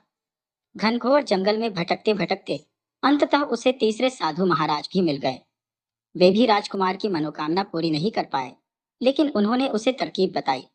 सामने के मंदिर की तरफ इशारा करते हुए उन्होंने कहा, उस मंदिर के देवता की पूजा करो। देवता प्रसन्न होकर तुम्हें एक मणि देंगे। वह मणि तुम्हें पाताल लोक ले जाएगी। वहां ढेर सारी परियां रहती है, वे ही तुम्हारी मनोकामना पूरी कर सकती है। राजकुमार ने वैसा ही किया और उसे मणि मिल गई। मणि के सहारे वह पाताल लोक पहुंच गया। देवता की मणि देखते ही प्रहरियों ने द्वार खोल दिए। उस दिव्य लोक में कई परियां थी, जिनके अलग अलग महल थे। पहला महल चांदी परी का था। वहां सब कुछ चांदी का बना था। एक बड़े कमरे में चांदी परी सिंहासन पर बैठी थी। उसने राजकुमार का स्वागत किया और बोली, मैं तुम्हारी ही प्रतीक्षा कर रही थी। राजकुमार ने आश्चर्य से कहा, मैं तो अपने पिता की इच्छा पूरी करने के लिए यहाँ तक आया हूँ। तुम्हें तो मैं जानता भी नहीं। अपनी कुछ विशेषता बताओ। चांदी परी ने कहा, मैं जब चाहूं चांदी की जड़ और चांदी के तने वाला पेड़ बना सकती हूँ। उसने पलक झपकते ही वैसा पेड़ बनाकर दिखा दिया। राजकुमार ने चांदी परी से कहा, तुम मेरी प्रतीक्षा करो, मैं बाकी परियों के महल भी देखना चाहता हूँ। आगे बढ़ने पर राजकुमार ने एक सोने का महल देखा। वह सोना परी का महल था। प्रहरी ने उसे सोना परी के पास पहुंचा दिया।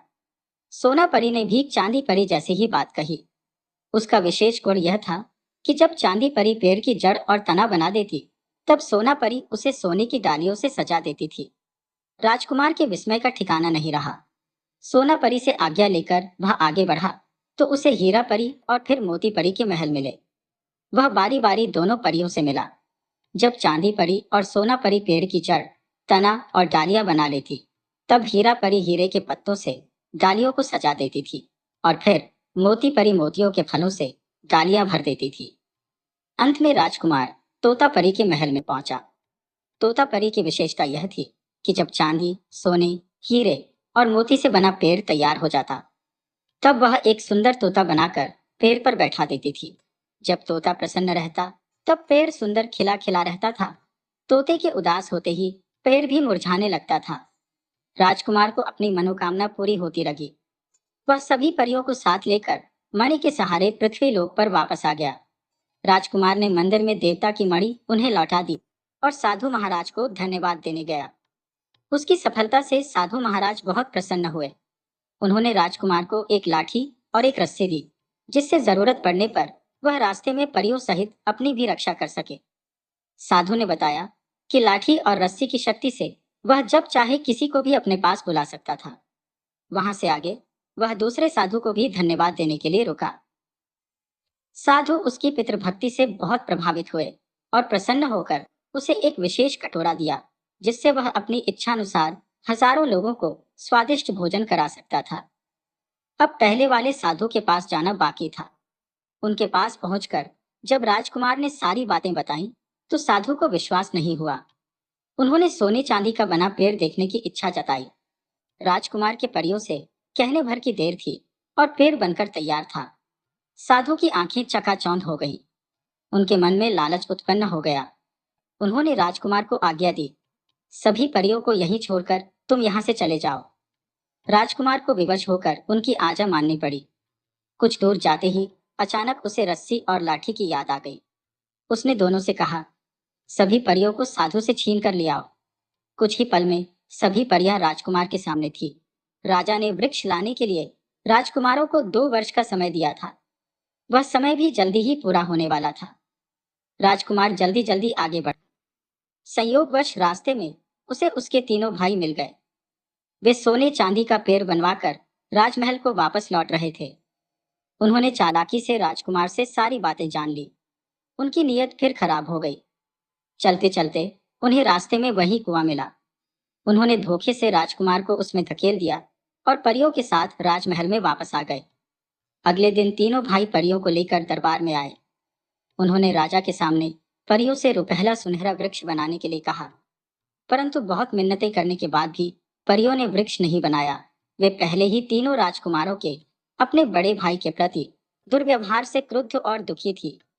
लेकिन राजकुमार भला कहाँ हार मानने वाले थे। सोने चांदी का जो वृक्ष वे कारीगरों से बनवा कर लाए थे, उसे उन्होंने दरबार में मंगवाया।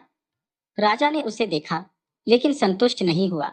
उसने कहा, मैंने तो पेड़ को बनते हुए देखा था, बना बनाया नहीं, और फिर इस पर तो तोता भी नहीं है।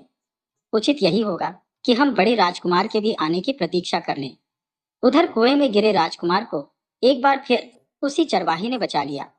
राजकुमार ने आभार व्यक्त करते हुए कटोरे की मदद से चरवाहे के परिवार सहित सारे गांव वालों को स्वादिष्ट भोजन कराया। फिर वह बहुत दुखी और उदास मन से राजमहल की ओर लौटा। उसके साथ न परियां थी, न पिता के स्वप्न वृक्ष को बनाने की क्षमता।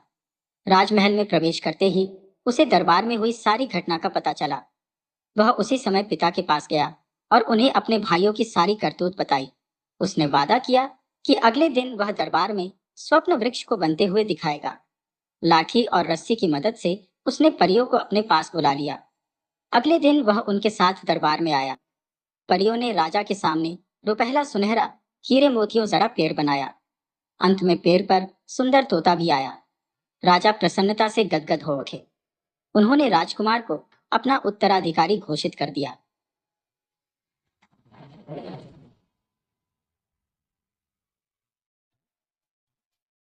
कहते हैं कि चीन के उत्तर में चिड़ियों की एक अजीब सी परी रहती थी। उसे मनुष्य की भाषा समझने का और मनुष्य की भाषा बोलने का अलौकिक वरदान प्राप्त था। बहुत से राजा महाराजाओं ने चिड़ियों की उस परी को पकड़ने का प्रयास किया था, पर वह किसी के हाथ नहीं लगी थी। यहाँ तक कि बड़े बड़े राजकुमारों से लेकर छोटे छोटे मंत्रीगणों तक ने समय समय पर अपना अपना भाग्य आजमाया था। उन्होंने देश विदेश के एक से एक अनुभवी बहेलियों को उधर भेजा, अथवा वे स्वयं उसे पकड़ने गए थे, पर इस प्रयत्न में किसी को सफलता नहीं मिली थी। वह चिड़िया हमेशा एक विशाल चीड़ के पेड़ की घनी पत्तियों में बैठी रहती थी और बड़े मधुर स्वर में गीत गाती रहती थी। उसे पकड़ने के अभियान में कई वर्षों तक लोग उधर आते जाते रहते थे, जिससे उस घने जंगल में एक पगडंडी सी बन गई थी, जिससे होकर कोई भी उस चिड़िया के निवास स्थान तक पहुंच सकता था। जब इस विचित्र चिड़िया की प्रसिद्धि एकत्र खान बादशाह के कानों में पहुंची, तो उसने हिम्मत बांधते हुए कहा, वह चिड़िया बड़ी होशियार मालूम होती है। वह लोगों की पकड़ से आज तक बची हुई है, परंतु मेरे हाथ से वह कैसे निकलेगी? मैं किसी न किसी तरह से उसे अवश्य पकड़ूंगा। इतना कहकर वह उसकी खोज में निकल पड़ा। एकत्र खान चलते चलते उस घने जंगल में पहुंच गया। उसने घनी पत्तियों वाले उस विशाल चीड़ के पेड़ को भी खोज लिया। उस विचित्र चिड़िया ने एकत्र खान को पास आते हुए देखा, परंतु वह उससे न डरी और न वहां से भागी ही। वह अपनी जगह पर चैन से बैठी बैठी मधुर गीत सुनाती रही। एकत्र खान उसकी तान सुनकर हर्ष और आश्चर्य में डूब गया। फिर उसने बड़ी आसानी से उसे पकड़ लिया। उसे पिंजरे में लेकर खुशी खुशी वह घर की ओर चल दिया। उस पहाड़ी के ऊबड़ खाबड़ रास्ते से वह चला जा रहा था। रास्ते में चिड़िया ने एकत्र खान से कहा, बड़ी आसानी से आपने मुझे पकड़ लिया है, किंतु मुझे यह वरदान प्राप्त है कि जो भी मुझे लिए जा रहा हो, उसे रास्ते भर मेरे साथ बातें करते जाना चाहिए और किसी भी हालत में आह नहीं भरनी चाहिए, क्योंकि उसके चुप होते ही अथवा आह भरते ही मैं उड़ जाऊंगी। इसलिए हम में से किसी को हर वक्त कुछ न कुछ बोलते ही रहना चाहिए। एकत्र खान ने कुछ सोचकर उत्तर दिया, तब तो ठीक ही है, तुम ही कुछ कहो ना, बातें करते हुए रास्ता जल्दी ही कट जाएगा। चिड़िया बोली, मैं तुम्हें एक कथा सुनाती हूँ। एक शिकारी ने एक कुत्ते को पाल रखा था। एक दिन दोनों शिकार करने निकले। जंगल के बीच रास्ते में उन्होंने एक टूटी हुई बैलगाड़ी देखी, जिसमें सोना चांदी भरा पड़ा था। उसका स्वामी बगल में बैठा था। परिचय हो जाने के बाद गाड़ीवान ने शिकारी से आग्रह किया, मुझे गांव जाकर किसी कारीगर को ढूंढ लाना है जो मेरी गाड़ी के पहिए की मरम्मत कर सके। क्या तब तक आप और आपका कुत्ता मेरी गाड़ी की रखवाली कर सकते हैं? बेशक, बड़ी खुशी के साथ, शिकारी ने जवाब दिया। गाड़ीवान बहुत प्रसन्न हुआ और वह पहाड़ी रास्ते से गांव की ओर चला गया। दिन ढल गया, सांझ होने लगी, पर गाड़ीवान का कोई पता नहीं था। शिकारी सोच में पड़ गया, मेरी बूढ़ी माँ की आंखें कमजोर हो गई हैं, वह सवेरे से कुछ खा पाई होगी या नहीं। फिर उसने अपने कुत्ते से कहा, तू यहीं ठहर और चारों ओर देख। जब तक गाड़ीवान नहीं लौटे, यहाँ से कहीं जाना नहीं। मैं भोजन बनाने के लिए घर जा रहा हूँ। आदेश देकर वह घर चला गया। कुत्ते ने अपने स्वामी की आज्ञा का पालन जी जान से किया। वह गाड़ी के चारों ओर चक्कर काटता रहा और बैल को दूर जाने से रोकता रहा। उधर गाड़ीवान ने कई ग्रामों की खाक छान मारी। तब कहीं जाकर करीब 12 बजे रात्रि में उसे एक कारीगर मिला जो गाड़ी को बना सकता था। जब वह लौटा तो उसने देखा कि शिकारी तो चला गया है, परंतु उसका कुत्ता उसकी जगह पर गाड़ी की रखवाली कर रहा है। इससे वह बहुत प्रसन्न हुआ। गाड़ीवान ने कुत्ते को कुछ चांदी की छड़ी देकर उसे घर भेज दिया। वह स्वामी भक्त कुत्ता चांदी की छड़ों को लेकर जब घर पहुंचा और अपने स्वामी के चरणों में रख दिया, तब उसे देखकर शिकारी क्रोध में आकर उससे बोला, मैंने तुझे गाड़ी की रखवाली के लिए छोड़ा था, उलटे तूने उसकी चांदी की छड़ों को चुराया है। इतना कहकर शिकारी ने डंडा लिया और कुत्ते को इतना मारा कि वह मर गया। एकत्र खान से रहा न गया।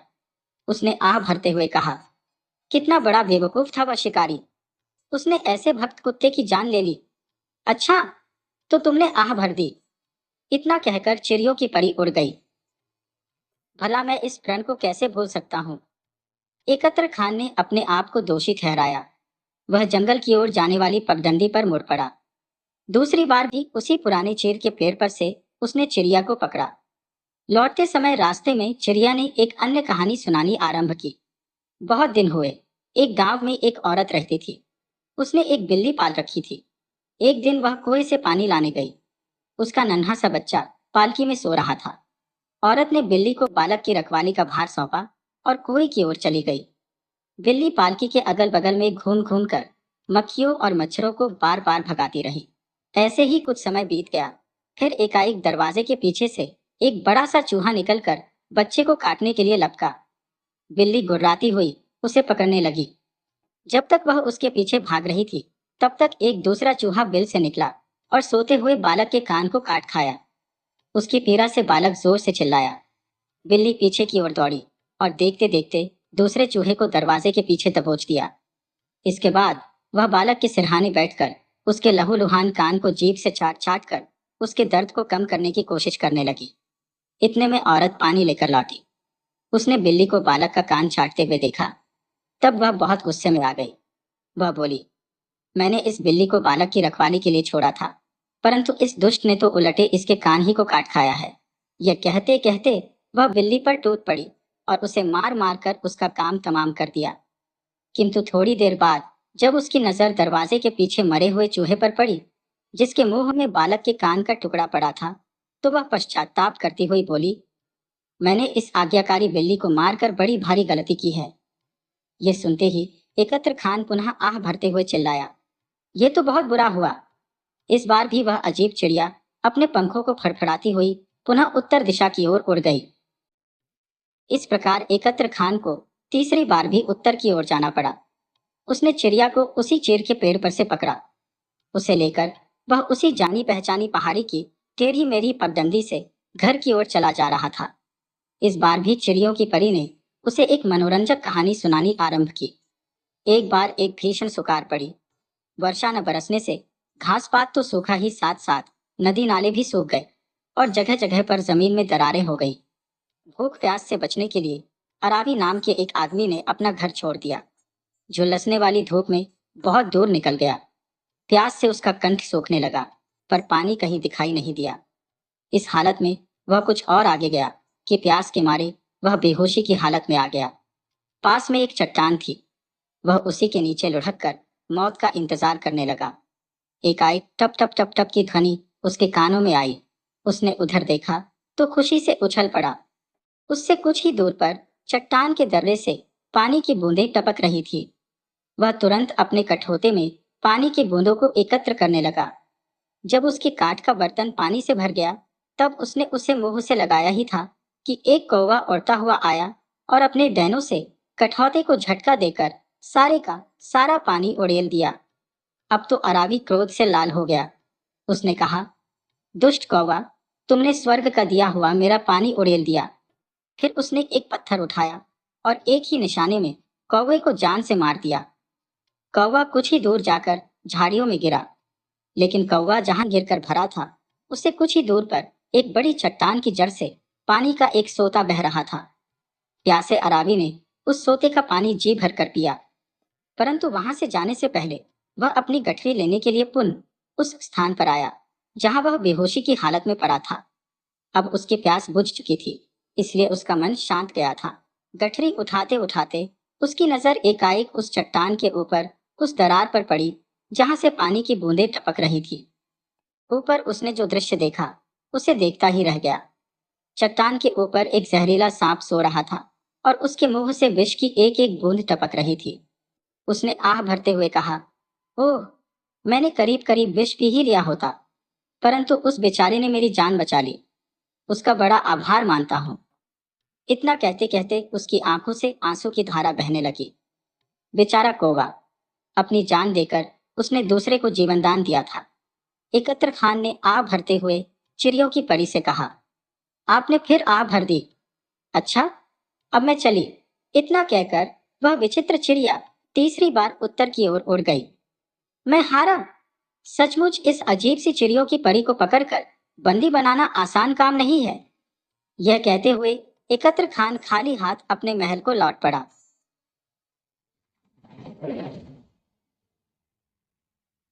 वीडियो अच्छी लगे हो तो इसे लाइक करें और ऐसी ही मजेदार कहानियों के लिए चैनल को सब्सक्राइब करें और बेल आइकन दबाएं। ज्यादा से ज्यादा अपने दोस्तों को शेयर करें। धन्यवाद।